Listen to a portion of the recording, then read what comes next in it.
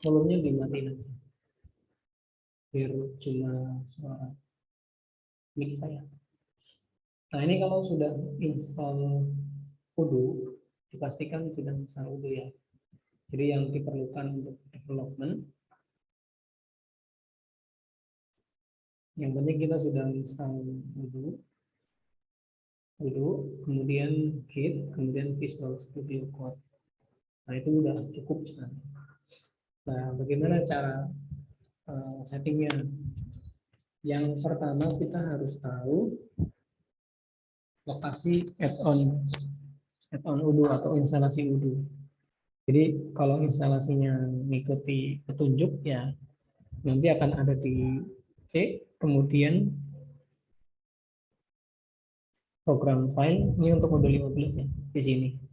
Termasuk kalau Postgre-nya diinstal bareng di sini. Jadi nanti PostgreSQL-nya di sini. Tapi kalau terpisah ya dia berarti di program file di luar gitu. Nggak ada masalah, bisa diinstal bareng, bisa diinstal terpisah. Nah, jadi instalasi Odoo-nya di sini. Nah, nanti Python yang digunakan kita mengikuti bawaan Odoo di sini berarti. Nah, kalau baru install kan itu tidak ada yang filenya. Jadi kalau Pythonnya, kalau ketikkan Python itu dia akan nyari di store-nya Microsoft. Nah ini nggak mau kayak gini, kita maunya Python itu ya menggunakan program Python gitu. Nah berarti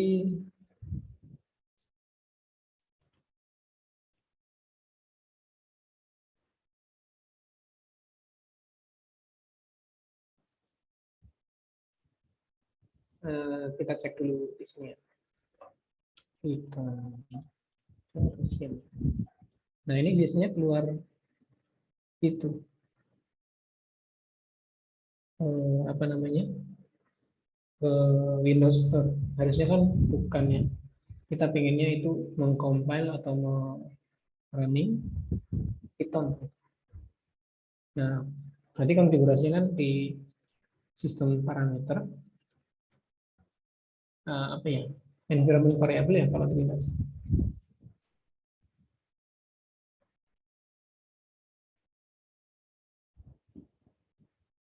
Environment variable, kemudian sistem aja nggak apa di sini. Ditambahkan untuk Python. Nah, tadi yang dipakai yang Python di Odoo instalasi. Jadi di sini di copy.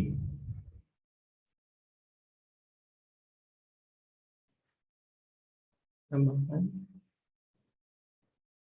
Paste. Terus tambahkan juga untuk scriptnya. Jadi kan ada script Python atau library Python. Copy juga.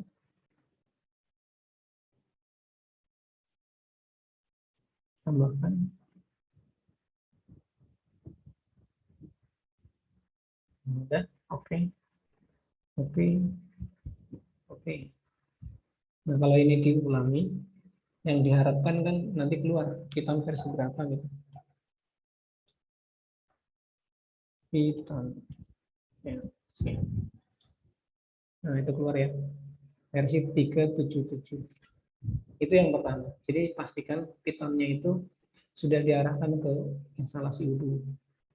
Sehingga nanti kalau kita buka VS Code,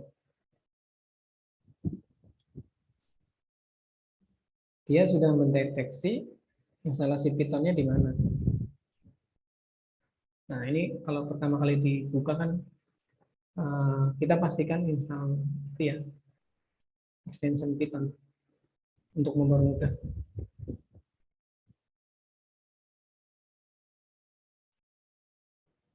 Nah, di sini. Ekstensi Python. Jadi Python sama Odoo Code Snippet minimal itu. Nanti lainnya bisa tambahkan sendiri kayak auto close dan lainnya. Udah seperti itu. Kemudian ini kalau mau dicek panduan untuk menggunakan VS Code silakan ya. Ini ada panduan-panduan.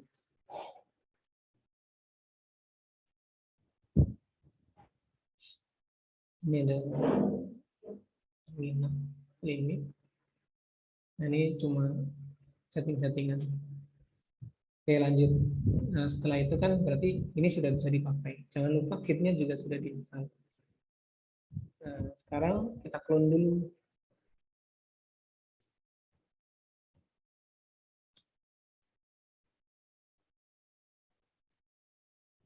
Repo untuk Patian. Tapi sebelum di clone, kita pastikan dulu utuhnya jalan. Cara memastikannya ya diakses via browser. Ini biar ringan saya pakai VirtualBox, jadi di luar akses browsernya. Nah, IP-nya kan 104. Berarti kalau di lokal kan lokal host ya.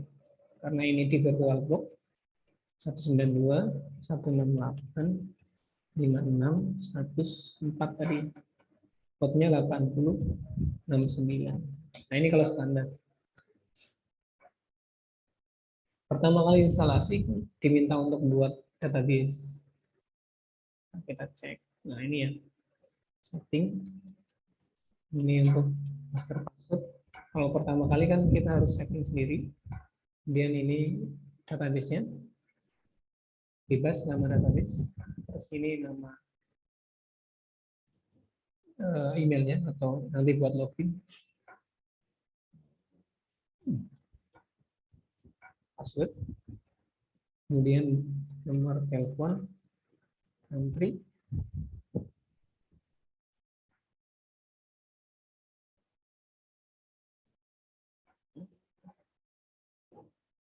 ya, kemudian create database.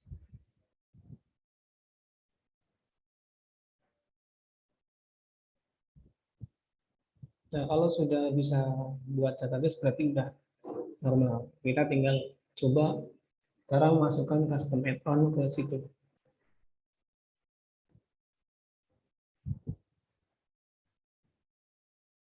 Apa, Kang? Gimana sih yang ada di hotspot. Kamu cek di mana? Cek di report ada di situ.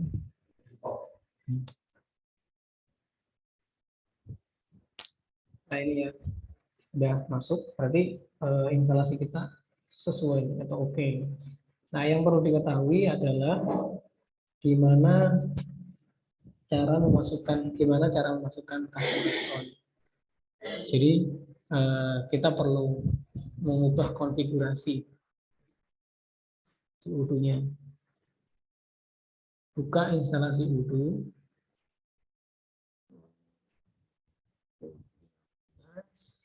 Server. Nah, di sini ada udo.conf. Ini konfigurasi, konfigurasi. Open with. Misalnya saya pakai Visual Studio Code. Ini open. Nah, ini konfigurasi standarnya si Udo kita pertama kali diinstal. Nah, yang perlu diubah kalau kita menambahkan custom add-on ya berarti add-on path-nya. Jadi di mana lokasi add-on Udo nanti. Gitu ya. Nah, misal saya mau custom nih di sini saya mau buat custom add-on di folder ini, nanti kita buat folder. Caranya new folder, misalnya custom on 15 di sini. Nah, karena tadi udah punya repo ya, kita clone aja. Nah, clone kan bisa pakai HTTPS, bisa pakai SSL. Paling gampang HTTPS. Nah, buka. Nah, ini copy bisa nanti. Copy.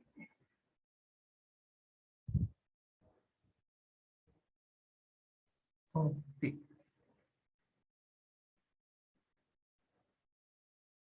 Pertama kita clone dulu ke Visual Studio Code ya. Clone repo. kan ternyata nggak bisa di-config.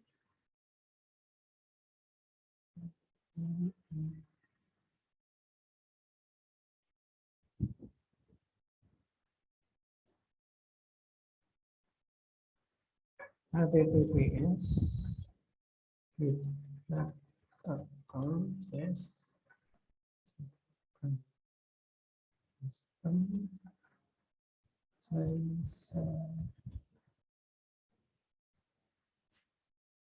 ini sudah didaftar, enter.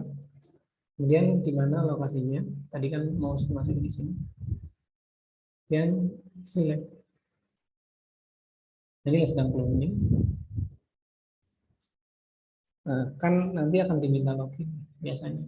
Nah, ini login aja. Password kan.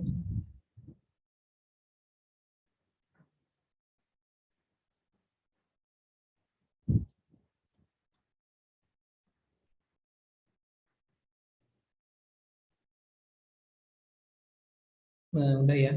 Tinggal kita open.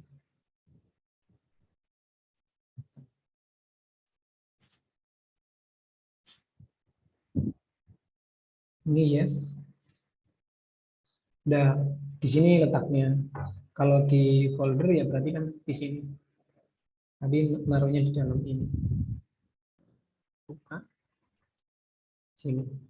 Nah, folder inilah yang kita copy. Copy. Tekan di konfigurasi yang tadi. Di mana tadi? Udah ketutup.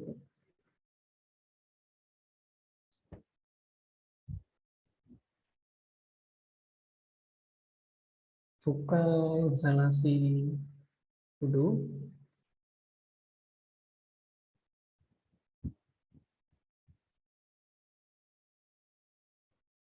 Server sudo conf.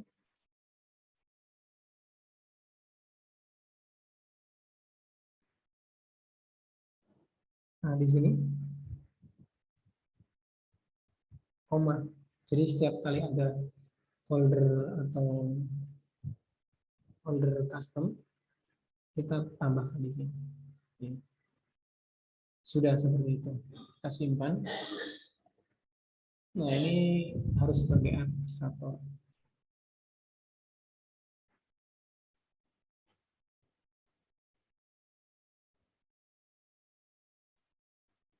Nah, kalau sudah tinggal di close. Kemudian jangan lupa restart service. Cari service.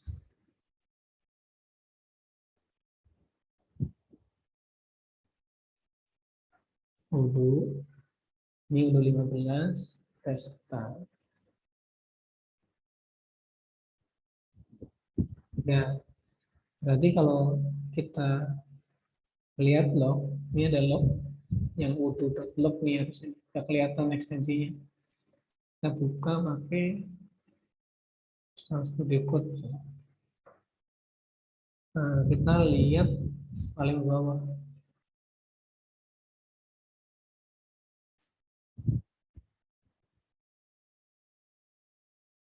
Nih, ketika running pertama kali,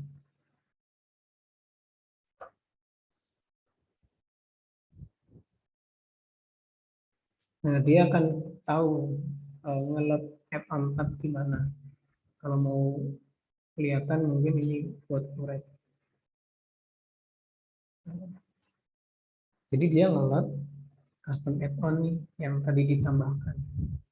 Kalau sampai sini udah ke-load berarti udah berhasil. Oke ya, gitu. Itu cara mengubah config. Nah, sekarang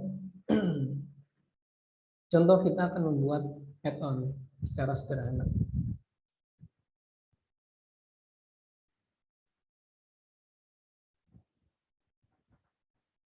Kalau mengikuti panduan, nanti ada fasilitas scaffold dulu. Di mana?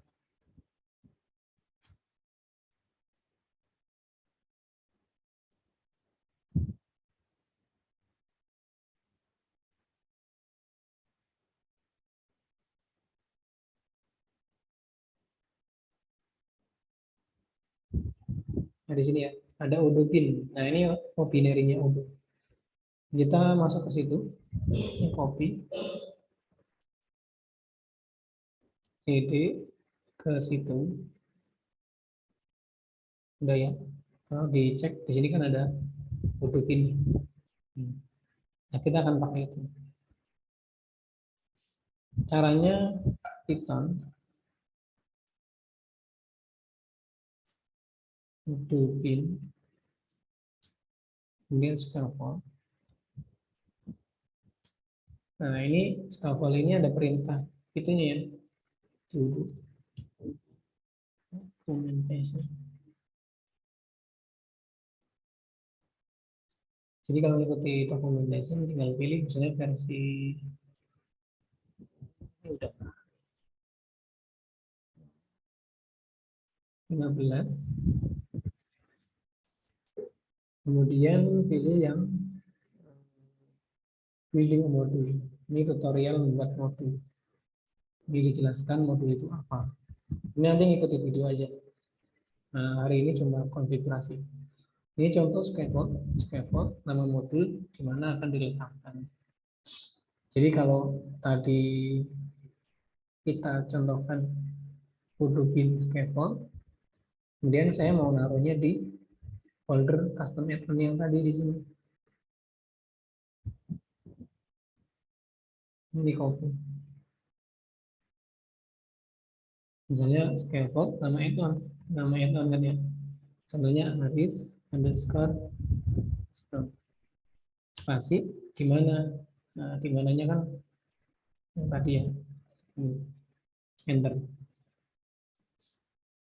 Nah, kalau nggak ada error, berarti di sini sudah tercipta Aris custom. Ini kalau menggunakan scaffold. Nanti di video tutorial nggak harus pakai scaffold, tapi minimal dengan scaffold itu lebih cepat. Nah, di sini langsung dibuatkan custom add-on. Jadi tinggal diubah aja. Misalnya kalau saya ubah,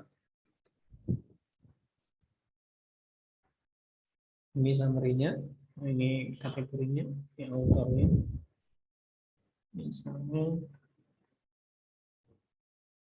this, kemudian tutorial in this, di website-nya. Kemudian ini dependensi dan lain-lain. Ini nanti dijelaskan di video. Nah, kalau sudah, tinggal disimpan. Kemudian restart service.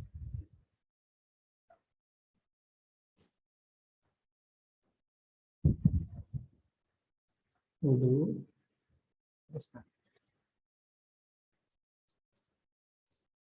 Kalau sudah, kita coba cek.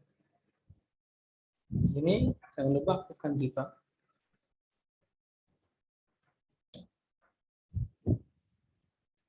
Kemudian update app list biar list aplikasinya update. Nah, di sini di Sari sudah ini di install pun sudah bisa install. Cuma kan belum ngapa-ngapain gitu. Jadi maksudnya di sekarang ini kita bahas konfigurasi. Yang pertama cukup install dulu, kemudian mana sih soalnya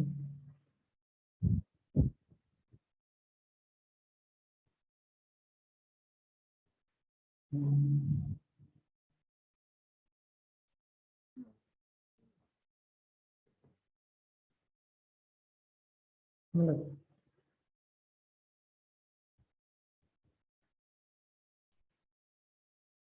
Dan jadi instalasi Udo, mengetahui konfigurasi Udo, sama bagaimana setting Python dan Visual Studio Code itu. Nah, ini kan sudah detect ya perubahannya, coding-codingnya itu. Kalau ini sudah benar mah tinggal di commit kayak tadi. Ini di change, ditambahkan dulu, dimasukkan ke stage area, kemudian di update. Ini add ya. Contoh scaffold.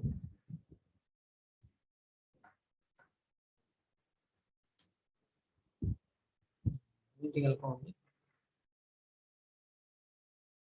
Nah, ini kalau pertama kali ditolak ya. Ini harus menyebutkan konfigurasinya. Ini di copy aja. Terus ke terminal.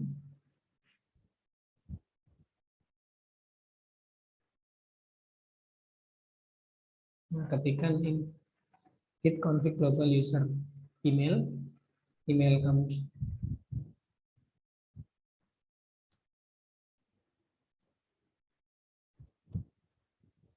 Jadi pertama kali commit akan diminta itu siapa nama dan itunya. Nah, kemudian kan yang kedua diminta untuk memasukkan user.name. User.name. Masih. Nah, ini kalau udah di set global baru bisa commit. Karena nanti dicatat siapa yang commit gitu. Kemudian disinkronkan saja dengan git. Nah, itu sebenarnya pull sama push gabung.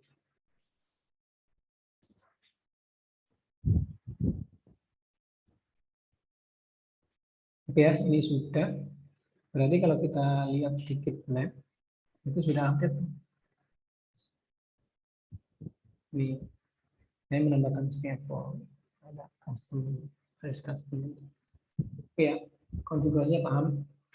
Nah, sekarang kamu coba dulu untuk setting kayak itu. Kemudian di pull ya. Jadi kalau saya sudah update, kamu tinggal pull aja. Jadi ke sini, ini, kemudian titik-titik.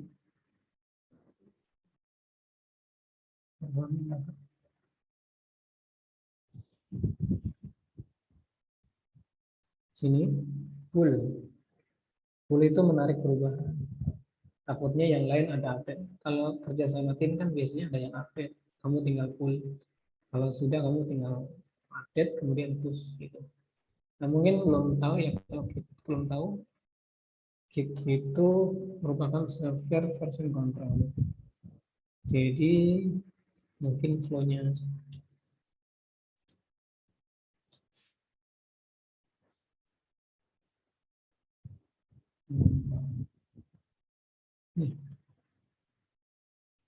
Nah, jadi yang sedang di laptop kita itu namanya working directory.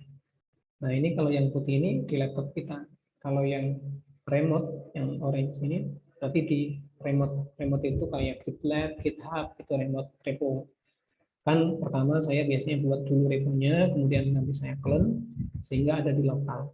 Antara di GitLab dengan di lokal, itu sama. Nah, itu nanti perintah-perintahnya bisa di browsing aja. Kalau secara visual kan kita pakai Visual Studio Code. Nah, jadi ketika kita sudah clone, sudah punya working directory, nanti kan ada perubahan. Jadi setiap perubahan yang kita lakukan, itu akan terdeteksi sama Git. Sini. Misalnya saya mengubah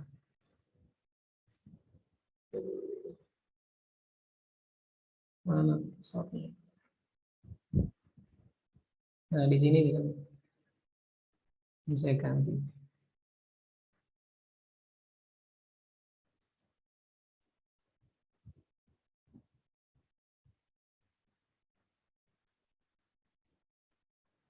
Misalnya seperti ini kita simpan. Nah, setiap kali disimpan kan dia akan terdeteksi modified gitu. Ada perubahan. Di sini kelihatan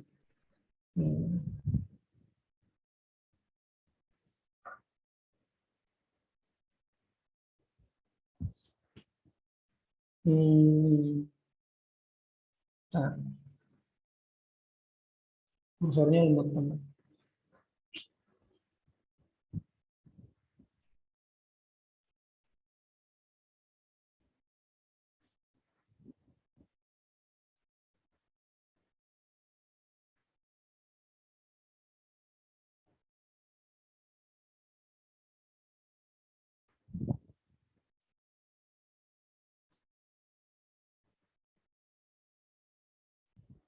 Nah, ini jadi apapun perubahannya kan di trace sama Git. Nanti tinggal di commit aja di stage, kemudian di commit, kemudian di push. Nah, ketika berubah kan di sini. Kemudian kalau mau dimasukkan ke staging area ya berarti ininya di plus di stage. Nah, kalau perintahnya git spasi add gitu. Masuk ke staging area. Nah, setelah di staging area, kalau mau di commit, commit itu berarti perubahannya disimpan secara permanen gitu. Di lokal. Nah, kita pakai commit ini. Commit itu harus menyebutkan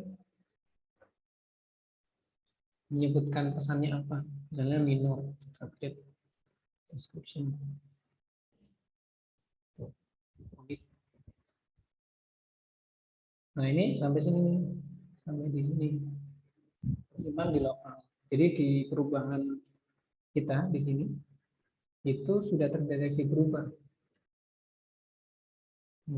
Kita bisa lihat historinya di sebelah sini, timeline tuh sudah berubah.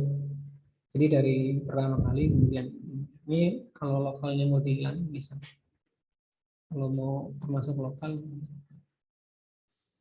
nah namun di sini kan belum berubah tiket yang tadi. Karena itu perubahannya masih di lokal. Nah, kalau mau itu diupdate ke repo ya kita lakukan push. Nanti kayak tadi, caranya push gitu. Nanti dia akan push ke server. Ya, jadi push. Nah, di sini kan berarti sudah ada nih updatean dari saya yang tadi. Tuh. Perubahannya pun di sini dijelaskan apa. Dari ini menjadi ini. Gitu. Nah, kemudian kalau yang lain, misalnya kamu, kalau ada perubahan lah tinggal di pull. Saya contohkan ya. Ini kan di laptop saya. Tadi kan di itu ya. Nah, ini tinggal di clone dulu. Atau tadi udah di clone ya. Nah,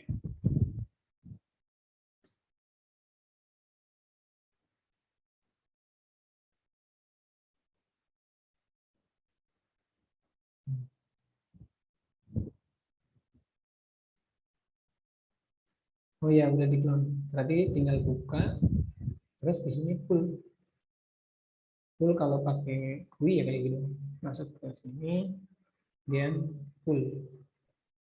Ini akan menarik perubahan yang tadinya cuma kayak gini, akan berubah ada custom, ada manifest gitu. Nah ini semuanya historinya sama. Ada ada update deskripsi gitu. Jadi semuanya sama. Ini yang di Mac, Kalau ini yang di komputer satu gitu. Cara kerja Git paham ya? Jadi antar developer itu nanti tinggal full push, commit push, nanti yang lain full perubahan, commit lagi, push lagi gitu. Acuannya ke remote server. Jadi yang penting lihat remote. Kalau sistem branch itu mungkin nextnya aja. Yang penting minimal tahu full push. Oke, ada pertanyaan? Nah ini sudah semua, tinggal ikuti video. Ya. Oke, sudah ini recordingnya saya stop. Nanti di download aja. Oke ya cukup ya.